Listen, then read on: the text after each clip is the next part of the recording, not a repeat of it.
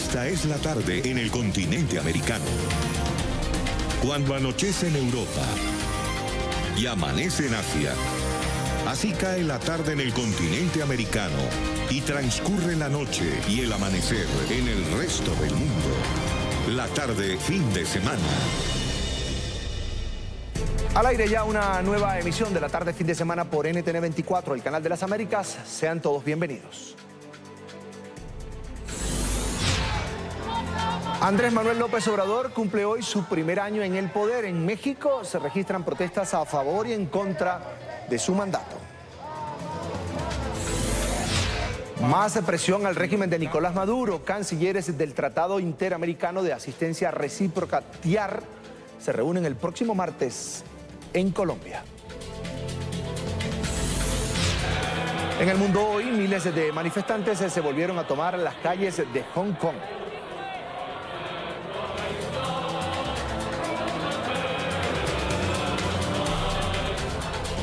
Los saluda Carlos Eduardo Sánchez, como siempre, es un gusto que nos acompañen. Los invito también a conectarse con nosotros en Twitter. Estamos como @latarde_NTN24 y mi cuenta personal @CESánchezM. Comenzamos. Protestas y celebraciones es el ambiente que se vive a esta hora en México por el primer año de gobierno del presidente Andrés Manuel López Obrador. El mandatario cumplió el primero de sus 6 años de gestión con una popularidad del 59%, pero con una caída del 21% por la ola de violencia que enfrenta el país. Ante esto, los mexicanos se concentran en la capital para reclamar acciones concretas contra el narcotráfico. Mientras tanto, en el Zócalo, la plaza central de Ciudad de México, se reúnen los seguidores del mandatario izquierdista que aplauden los esfuerzos de su gestión en materia social. El acto fue convocado por el propio Andrés Manuel López Obrador. Entonces, ¿qué son al final los fifís? Pues son fantoches, conservadores, sabelotodos, hipócritas, doble cara. Existe una prensa fifí, no es una invención. No soy fifí, vengo de abajo, ahora me tengo que vestir así por la investidura. Estas son algunas de las alocuciones del presidente Andrés Manuel López Obrador durante el último año y que tal vez han hecho que su popularidad haya caído un 22%. Porque no tienen oportunidades de trabajo. Pero no es solo esto. También se le reprocha a López Obrador por el cambio a su política migratoria. Pasó de ofrecer trabajo a migrantes a poner a la Guardia Nacional como muro de contención en la frontera sur. Sí estamos cumpliendo con nuestra responsabilidad en política migratoria. Ahora mismo, los mexicanos sienten temor por los desacuerdos con Estados Unidos en temas de migración, aranceles y el acuerdo de libre comercio. No va a funcionar, no tiene nada que ver el arancel con el tema de migración. Con eso los migrantes van a seguir migrando. No es algo conveniente para ambas naciones, ¿no? Ya que tanto México necesita de la industria americana como de la industria americana necesita de la mano de obra mexicana. Antes de llegar al poder, AMLO había prometido un cambio radical en la forma de gobernar México. Lo social, su prioridad. Fue así como propuso formalmente que todos los adultos mayores tengan una pensión, así como los más pobres ciertos subsidios. También anunció combatir la corrupción y la inseguridad. Problemas de seguridad, primero que nada, de incertidumbre, y cada vez hay mayor problema para la juventud, realmente que trabaja, que quiere estudiar, no tienen para dónde ir. El problema cada vez más es grave y en 2, 3 años este país va a colapsar. Siento que está generando en nuestro hermoso país una división importante entre esos términos despectivos que él utiliza, entre fifís y chairos. Creo que todos somos mexicanos y todos merecemos ser escuchados. Tras un año en la presidencia, las voces críticas van creciendo. Muchos piden un país libre de narcotráfico. La captura y pronta liberación de Ovidio Guzmán, hijo del Chapo Guzmán, los enfrentamientos en Sinaloa y la reciente masacre de la familia Levarón dejan un sinsabor en los mexicanos. Pero hay más.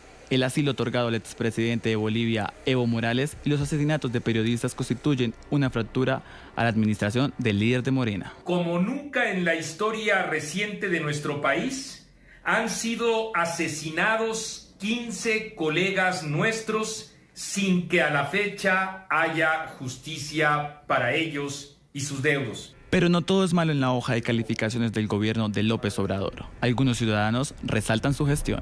Ha sido de la chingada. Ahora sí que ha sido una persona que de los pocos presidentes la ha regado muchísimo.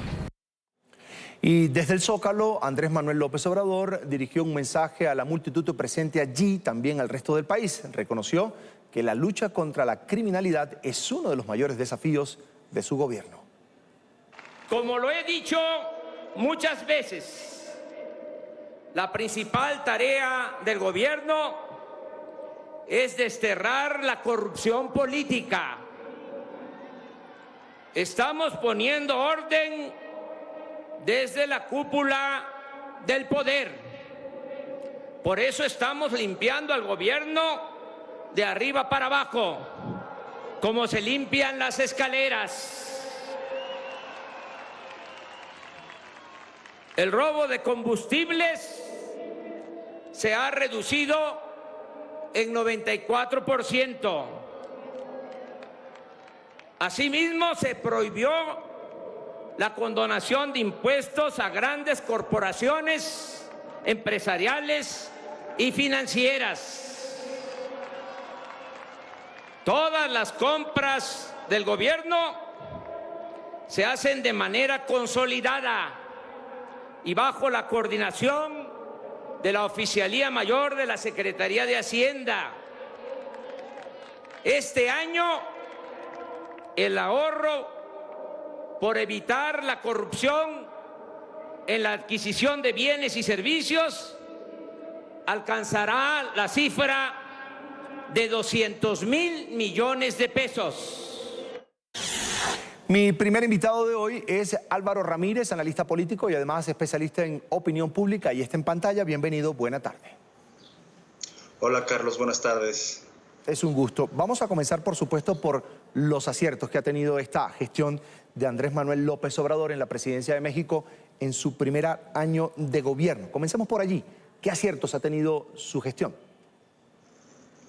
Bueno, vamos a hablar de los aciertos. Podremos hablar tal vez de esta reducción de esas altas plazas de los servidores públicos, esta ley de salarios de los servidores públicos donde se fija un tope, el cual no puede ser mayor, el salario de cualquier servidor público no puede ser mayor al del presidente, que existía constitucionalmente, sin embargo no había una ley que la regulara. Digamos que están dando los aciertos, por ejemplo, en el materia de combate a la delincuencia, desde el ámbito de las finanzas. Entonces, tenemos ahora una ley de extinción de dominio que hace falta pulir, ¿no? También tenemos leyes que hablan respecto a la mejora de las finanzas, estos apoyos gubernamentales que se están dando. Son estos, digamos, las cuestiones sensibles que Andrés Manuel había prometido durante toda su campaña, se están llevando a cabo. Es decir, ¿podemos decir que lo prometido en materia social hasta ahora se ha cumplido? Digamos que los apoyos se han dado. Falta, digamos, este ha sido el primer año donde a comienzos del siguiente, de 2020, vamos a encontrar ahora sí las mediciones donde nos van a decir si ha valido la pena invertir tantos millones de dólares, millones de pesos en el combate a la delincuencia, o si esas políticas y esos programas solo han servido para crear más pobreza o mantener la pobreza. Entonces, creo que ese va a ser la verdadera evaluación. Ahora, pero yo siento que hay mucha queja, y ya aquí entramos en el plano de los desaciertos en la gestión de Andrés Manuel López Obrador. Hay mucha queja, mucho reclamo de los mexicanos en cuanto a la posición que ha tenido el gobierno frente al crimen organizado. Esa política de abrazos, no balazos, de alguna manera está desesperando a algunos sectores, a algunas regiones del país. Sí, bueno, ahora sí que como comenzamos con los aciertos, bueno, pues esos han sido parte de los aciertos. Pero si fuéramos a la parte de esos errores, esos falta de cálculo político por parte del presidente, pues sí, evidentemente él durante 12 años se dedicó a decir que la violencia era fácil de erradicar, que la corrupción era fácil de erradicar, que la pobreza era una cuestión de voluntad y no de cuestiones más allá administrativas. Y bueno, hoy vemos que el primer año del gobierno de Andrés Manuel López Obrador ha sido de lo más caótico en materia de violencia. Los números de muertos siguen aumentando. Su no política de accionar, digamos, de la policía, del ejército y todo esto, se ha visto hasta rebasado. Hablamos lo que pasó apenas en Culiacán, el famoso Culiacanazo, donde desafortunadamente pues vimos a un Estado hacerse hacia atrás. O sea, el papel del Estado, él como politólogo mejor que nadie lo sabe, él sabe que el Estado es el que tiene el dominio de la fuerza y él decidió hacerlo para atrás. Entonces, este tipo de decisiones ha tenido su impacto a tal grado que, bueno, el presidente de los Estados Unidos está a punto de declarar a los grupos del narcotráfico precisamente como terroristas y eso nos afecta, ¿no?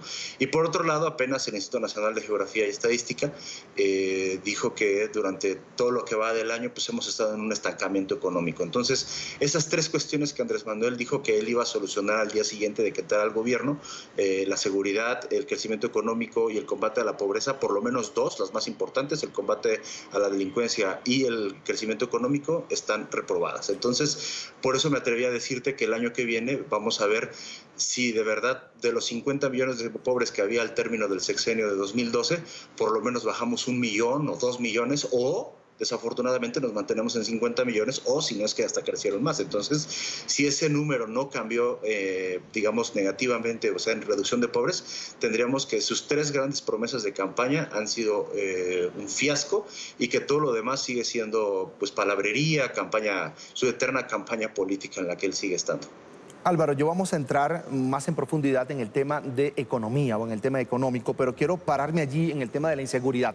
Tú dices que ha sido un rotundo fracaso esa política de abrazos, no balazos. Y la pregunta es, ¿está corriendo ya el riesgo el gobierno mexicano, el Estado mexicano, de ver a unos cárteles sumamente crecidos, cobrando más terreno, es decir, generando más pánico entre la sociedad?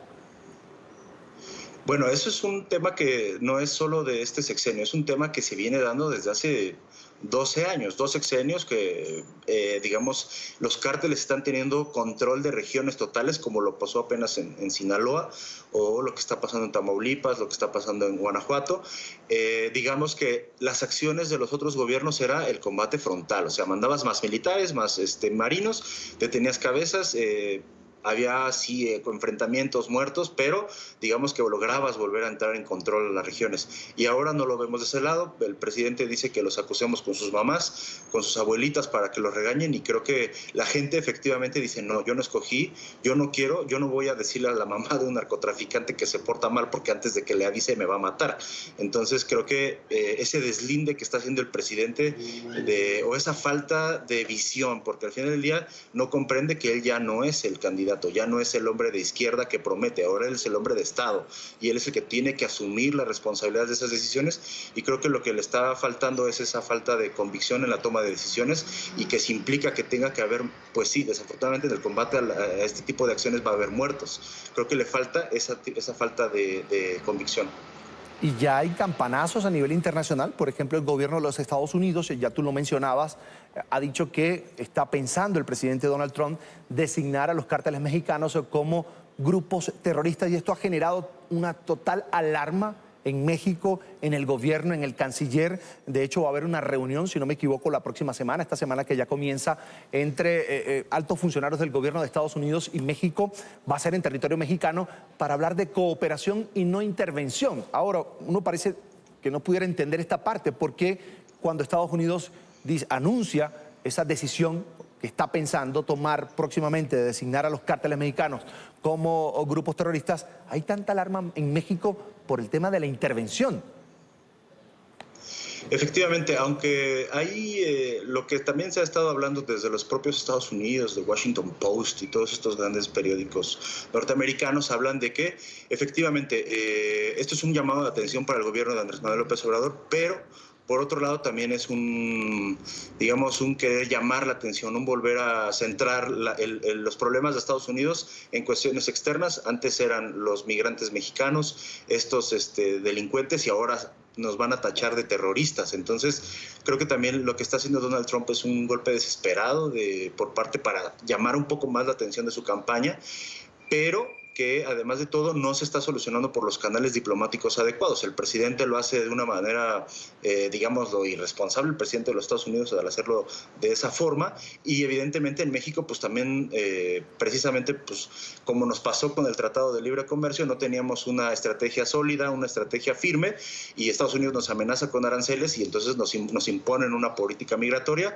y ahora seguramente, yo desafortunadamente no dudo que nos vayan a imponer una estrategia de seguridad como fue la estrategia del Plan Mérida, y ahora nos vayan a aplicar una nueva Mérida 2.0, ¿no? Entonces, que no nos llame, por ejemplo, lo que podría pasar es que nos integren más al escudo norte de los Estados Unidos para combatir al narcotráfico sobre pretexto de que antes de que se conviertan en terroristas. Entonces, y como vemos, tenemos un presidente que no tiene la capacidad de tomar esa decisión, pues desafortunadamente pueda ocurrir una mayor cooperación, aunque la cooperación es bajo amenaza de que si no lo haces te declaro terroristas a tus grupos de narcotráfico. Álvaro, dejamos el tema de seguridad, te pasamos nuevamente o retomamos economía. Prometió crecimiento y lo que vemos es estancamiento. ¿Qué está pasando en México?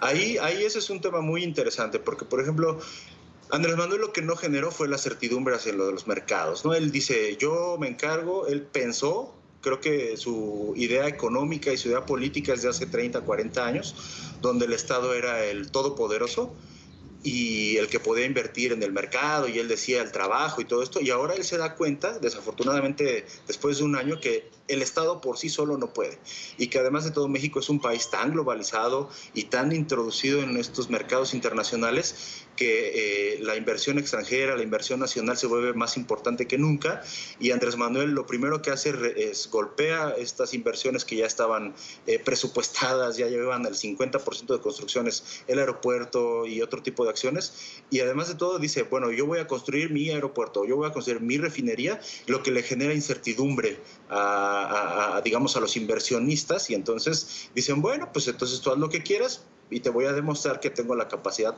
no solo para echarte a perder a ti tu plan de gobierno, sino también para estancar la economía, y evidentemente pues hoy vemos este estancamiento económico, y que apenas esta semana se anunció el plan de proyectos de infraestructura que va desde trenes, puertos, aeropuertos y todo este tipo de inversiones que están destinadas, además eso quiero que llame mucho la atención, es un gobierno de izquierda que se dice antineoliberal, pero que le está diciendo a todos los capitales privados, ustedes inviertan por favor, me urge que inviertan porque si no, no crece mi economía. Entonces creo que discursivamente es el gobierno más neoliberal, bueno, mejor dicho, es el gobierno más neoliberal que se dice ser antineoliberal.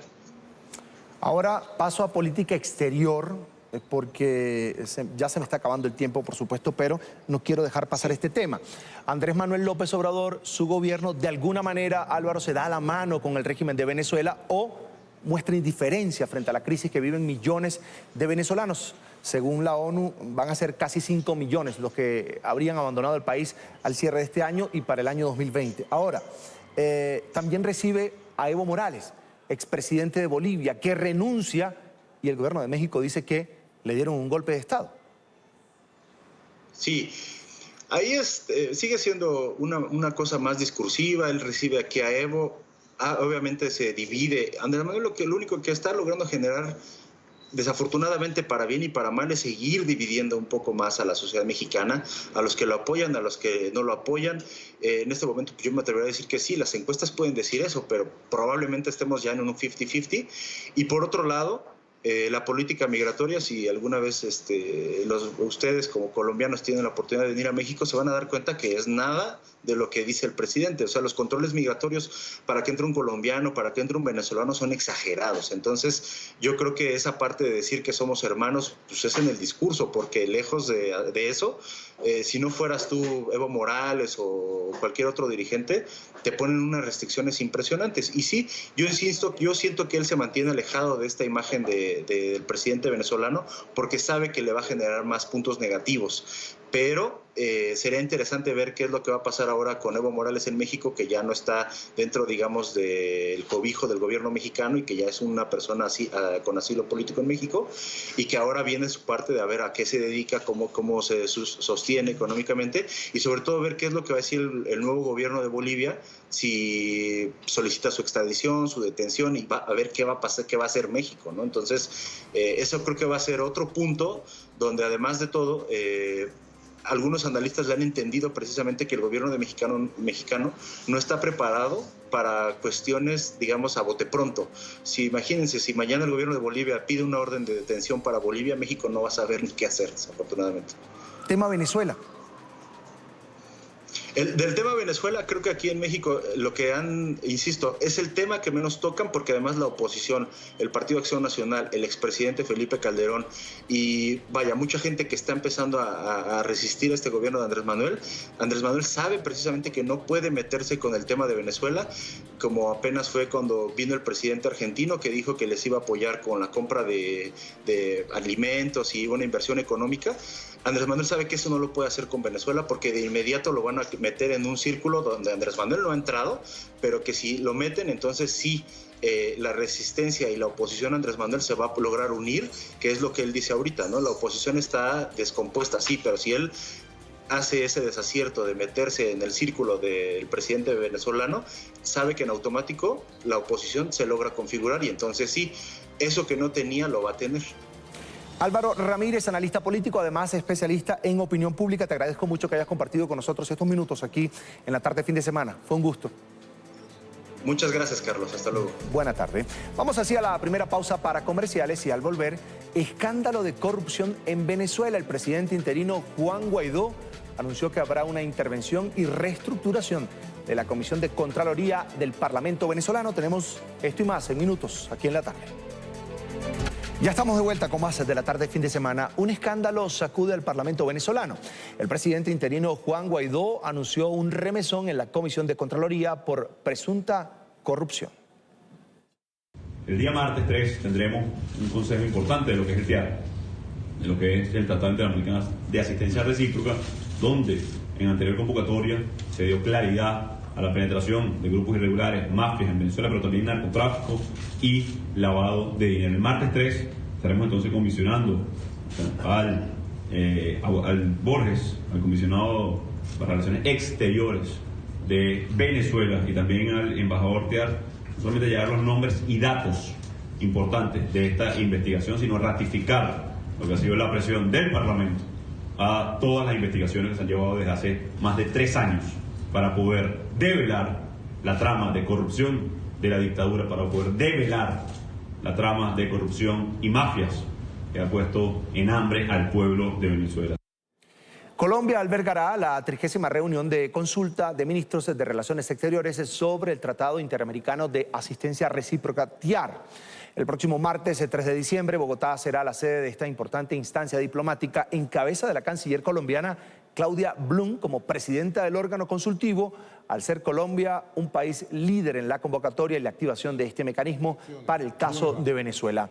Durante el encuentro, los cancilleres avanzarán en la discusión y toma de decisiones para examinar opciones para dar fin al régimen de Nicolás Maduro y que regrese además la democracia a Venezuela, aplicando medidas y sanciones de carácter no militar. En esta parte quiero saludar a Milos Alcalay, ex embajador de Venezuela ante la Organización de Naciones Unidas. Embajador Alcalay, es un gusto, buena tarde, gracias por atender esta llamada. Muy buenas tardes, Carlos Eduardo, un saludo especial a todos los radioyentes, televidentes que nos están escuchando. Embajador, ¿qué podemos esperar de un encuentro como este que tiene como fin seguir evaluando cómo ejercer más presión al régimen de Nicolás Maduro? Esta es una reunión muy importante, se está estrenando la nueva canciller Claudia Blum en un evento multilateral y Colombia se convierte en un centro en el cual se va a continuar lo que se decidió en la Asamblea General, durante la Asamblea General de Naciones Unidas, cuando los cancilleres acordaron cumplir con los aspectos del Tratado Interamericano de Asistencia Recíproca. Y hay 4 elementos fundamentales que es lo que se va a presentar en el informe, que tiene que ver precisamente con las sanciones que deben darse después del monitoreo que se ha hecho sobre las denuncias, con el tema de sancionar, perseguir a las personas involucradas en el narcotráfico, a las personas señaladas por terrorismo, por corrupción o por violación violaciones de derechos humanos. Estos son temas fundamentales que tienen que ver con un rechazo de la comunidad internacional a estos 4 temas que lo que han generado es un desequilibrio en América Latina y en el mundo, y los cancilleres o los altos representantes reunidos en Bogotá van a escuchar el informe de ese monitoreo que tiene que ver con la acción judicial, con las acciones financieras, con las acciones políticas. Pero además diría que hay un segundo elemento de gran importancia. Con el esquema de desestabilización que se ha originado en América Latina en las últimas semanas, en los últimos meses, a raíz de lo acordado por el Foro de San Paulo, esta es una ocasión muy importante para resaltar la importancia de la seguridad hemisférica. Ya no es solo Venezuela la que a través de la Comisión de Delitos está sufriendo, sino la desestabilización democrática a través de acciones anárquicas, a través de la destrucción, están generando. De manera que si bien el tema del TIAR en este momento es Venezuela, yo creo que es una ocasión propicia para revitalizar, actualizar todo lo que significa una visión de integración hemisférica para eliminar los antivalores de los saqueos, de los incendios que han generado y que preocupan a nuestros pueblos de América Latina. Embajador, hace la salvedad de la Cancillería colombiana como anfitriona de este evento que lo que se va a evaluar son aplicar medidas y sanciones de carácter no militar. Y la gente cuando escucha TIAR piensa siempre en lo militar, y sobre todo en el caso de Venezuela, cuando Nicolás Maduro y voceros de su régimen vociferan incluso casi que mensualmente, cada 15 días, por ejemplo, amenazas a Colombia. Bueno, ese es como el cuento del lobo, el pastorcillo y el lobo. Nosotros tenemos en Venezuela hace más de 15 años la amenaza de que ahí viene el lobo y que y después se burla el pastorcillo de la opinión pública. Eso es lo que está sucediendo en Venezuela. Ahora, el TIAR, que es un mecanismo similar al de la Carta de las Naciones Unidas en relación al Consejo de Seguridad, ciertamente contempla la gradualidad en cuanto a las sanciones que pueden realizarse. Hay sanciones diplomáticas, sanciones financieras, sanciones de tipo internacional, pero no está ausente, si la situación internacional se agrava, de que puedan intervenir otros elementos además del diplomático. En todo caso, en la reunión de Bogotá, de lo que se trata es de lo acordado en la reunión de Nueva York, que es la presentación del informe de qué es lo que se ha hecho en el monitoreo, en la investigación de las graves situaciones que hay en Venezuela.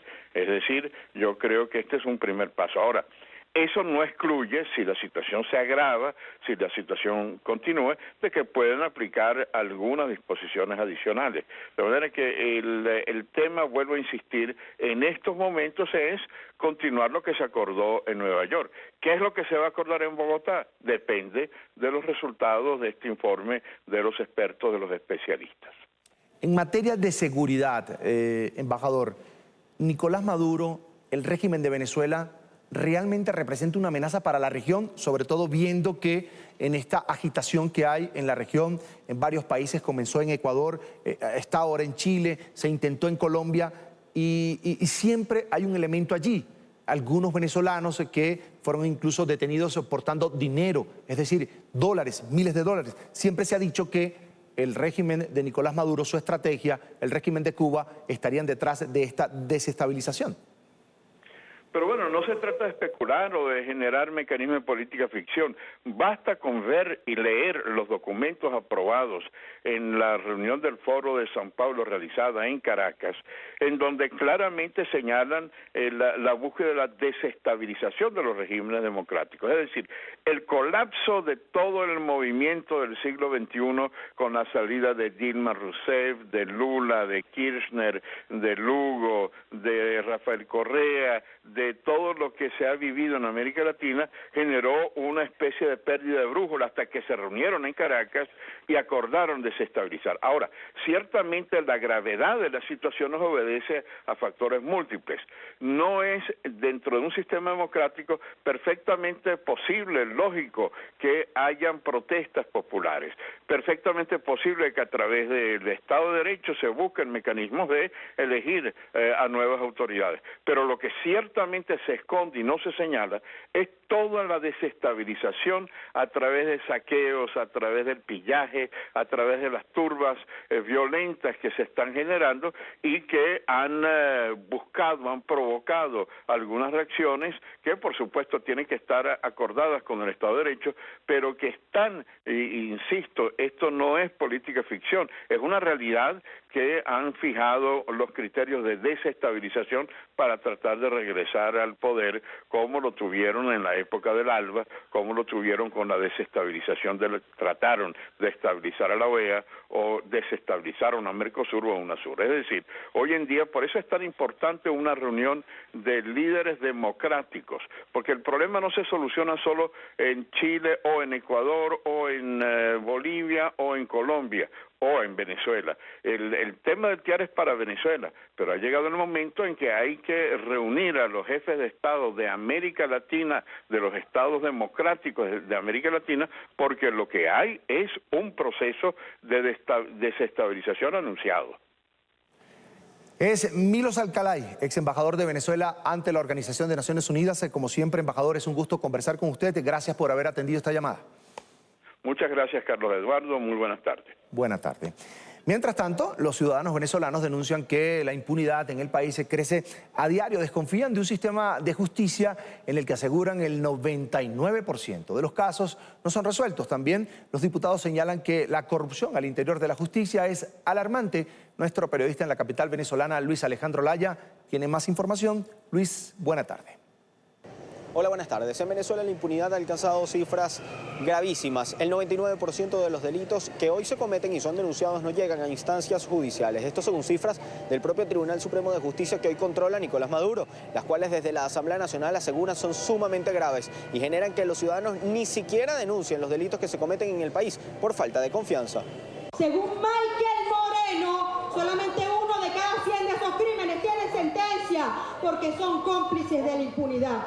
Esta es una realidad en Venezuela. La impunidad es severa, es de un 99% según cifras oficiales. Los criminalistas indican que esta es una de las principales causas por las que los delincuentes reinciden tan fácilmente en un delito. Los ciudadanos perciben también la falta de justicia.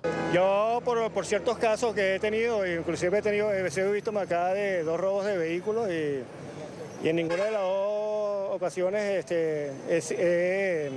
he sido como que notificado que alguien tiene un seguimiento sobre particular y han pasado los días, han pasado los años y bueno, ya todo ha quedado como ve, o sea, sin resultado. Uno de los delitos con mayor impunidad, según las cifras oficiales y la denuncia de la Asamblea Nacional, es el homicidio.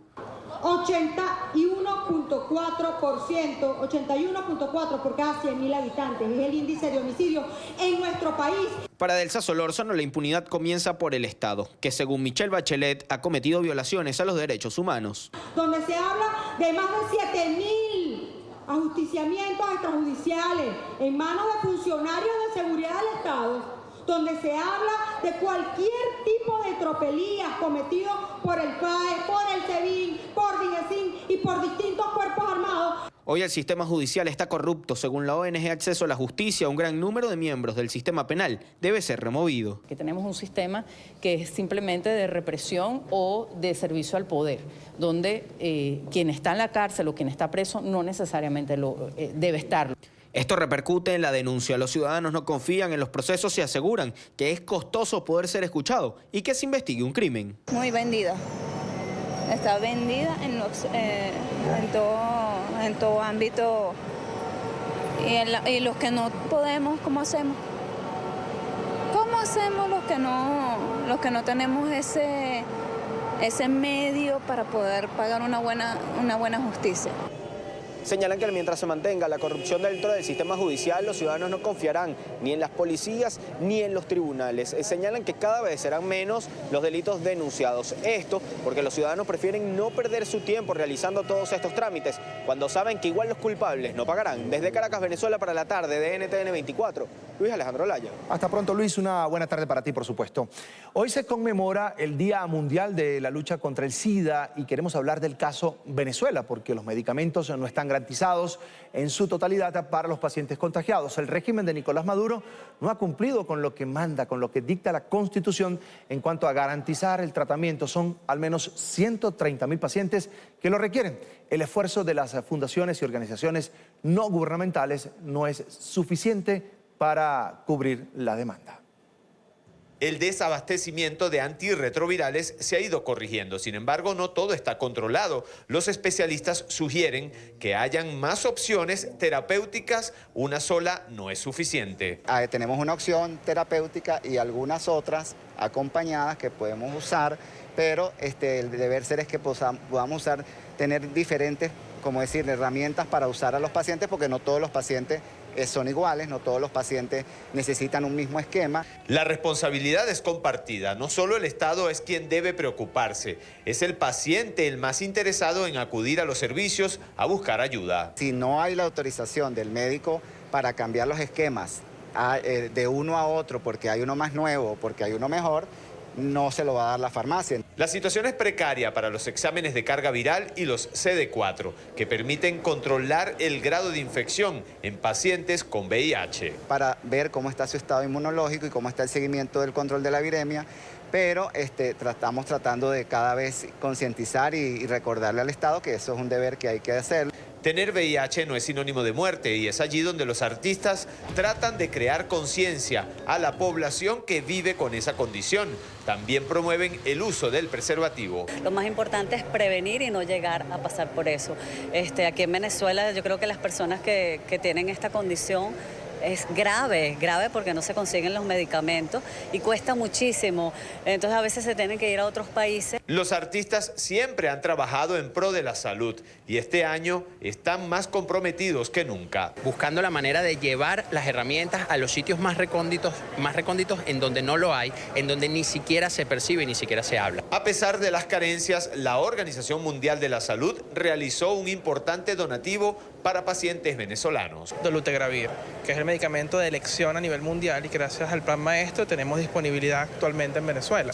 Este 1 de diciembre se celebra el Día Mundial de la Lucha contra el SIDA. En Venezuela el trabajo es doble. Los pacientes exigen al régimen de Nicolás Maduro que garantice los antirretrovirales para poder prolongar la vida. En Caracas, soy Oliver Fernández, NTN 24.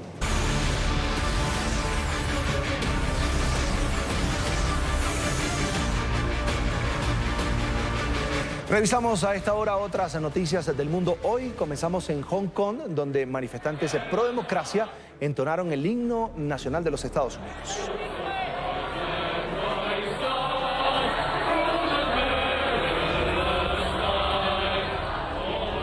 De esta forma agradecieron al presidente Donald Trump por su apoyo a los proyectos de ley estadounidenses que respaldan las protestas antigubernamentales en esta región autónoma. Trump promulgó recientemente 2 proyectos de ley que prohibirían las exportaciones de municiones antidisturbios a China e impondrían además sanciones basadas en su manejo de la situación y la crisis en Hong Kong.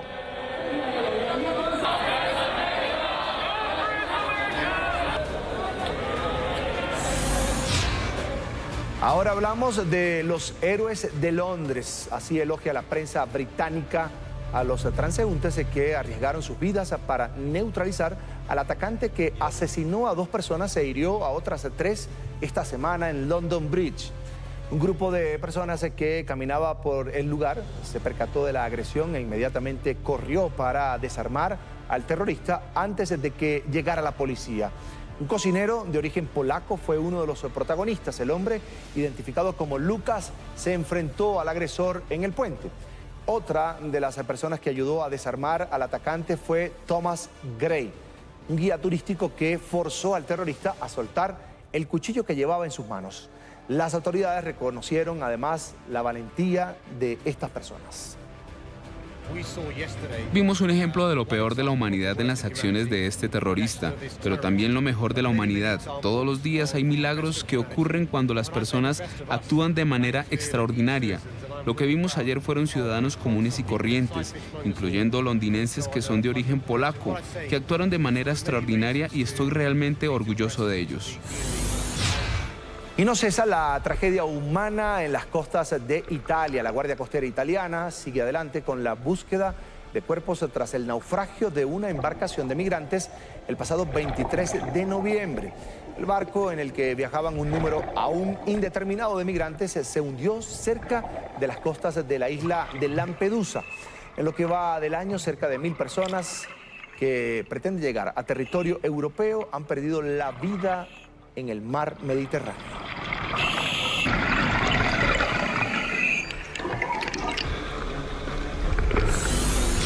En Austria celebran una esperada llegada. En el zoológico de Viena nació un oso polar. Es hijo de Nora, madre primeriza. La cría aún no tiene nombre. Se mantiene caliente, allí lo ven, al lado de su mamá, y es monitoreado, por supuesto, las 24 horas. La tasa de mortalidad en estos alumbramientos es muy alta, por lo que esperan que el nuevo inquilino del lugar supere las etapas críticas que son las primeras semanas.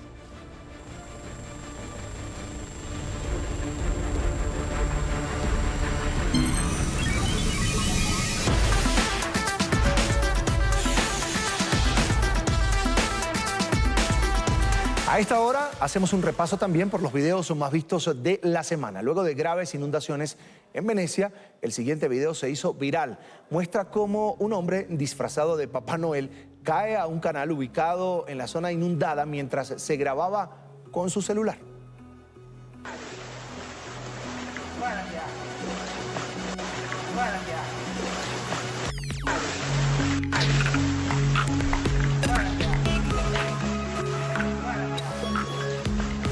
Ahora veremos a un hombre que se lanza a una quebrada para rescatar a su perro que terminó arrastrado por la corriente. Vean.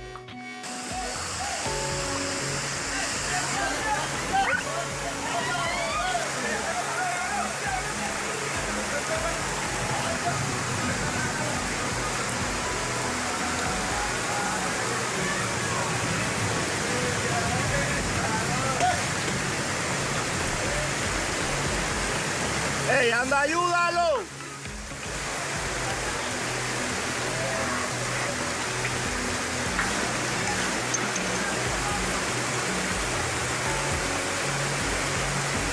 Los celos de una mujer. Un hombre le juega una broma a su novia con un maniquí y la furia de la mujer no es normal. Vean.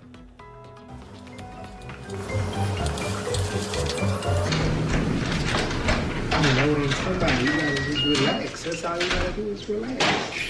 That's all you gotta do.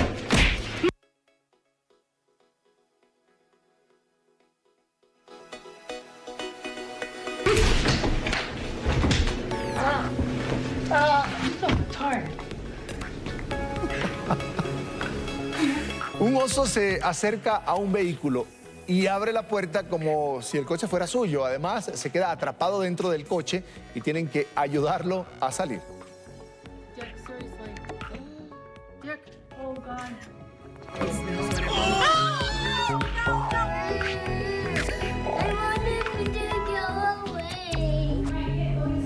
There, he's gonna get out now. He's out. No, there he is.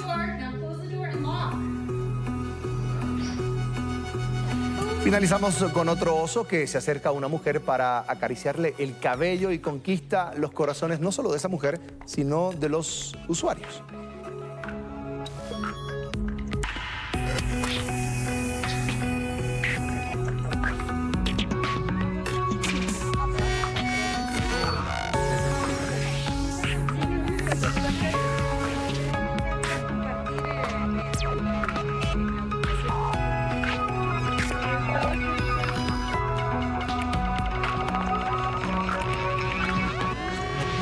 Así llegamos al final. Recuerde seguirnos en Twitter. Estamos como @latardenetn24 y mi cuenta @CESánchezM. Hoy los dejo con imágenes de la llegada de la Navidad a Europa. En Inglaterra y Alemania ya se siente el ambiente de fin de año. Gracias por acompañarnos. Feliz semana para todos.